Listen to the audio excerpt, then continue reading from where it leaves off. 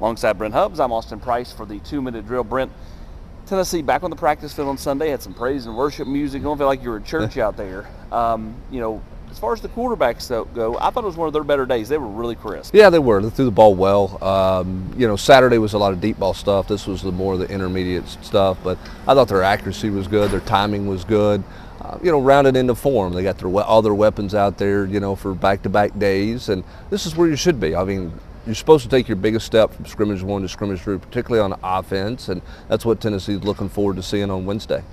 Are you most fascinated by the secondary? Because I probably am. Of all the storylines on this football team, I just feel like you have literally like 4 million DBs, and you can make a case for several of them to be in the starting lineup.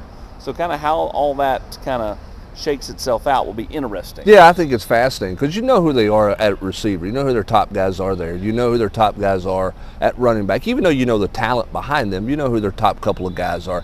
When you start to look at all the positions on the football field, it's pretty settled everywhere except in the secondary. And the secondary's gotten interesting because Tamari McDonald's missed so much time. Yep. Wesley Walker's missed so much time. So it's given some opportunities for some young guys at that position, but that's also created some opportunities at the corner spot. You know who the two starters are. The question's going to be what's the mix and match with the rest of those guys. I am really fascinated to see how that all shakes out and what all those pieces look like.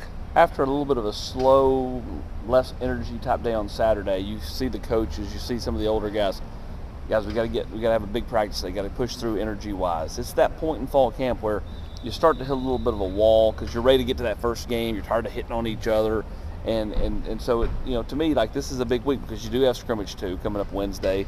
And then 2, you just got to learn to push through and see kind of where you are at leadership-wise and where you are maturity-wise. Well, and you've also got move-in day on campus. Everybody's getting ready for class. You got an off day on Monday. You got an off day on Thursday. It's a little bit of a convoluted schedule this week. A little bit different, I guess you should say. A conundrum? A conundrum, I guess, and not a bad way, but it is a change. So you don't want to miss out on an opportunity day like you had today. And I think that was the message that a lot of veterans had for this football team as they took to the practice field. Is we can't waste today because we're getting closer to game week. It won't be long this team's in game week. That second major scrimmage is essentially the final major scrimmage. That's the last time for some guys to make some moves here. And I think that was the urgency that was impressed upon them before practice started today. That's right. Jimmy Haslam in town right before the Cleveland Browns get going. He's taking in practice on this Sunday.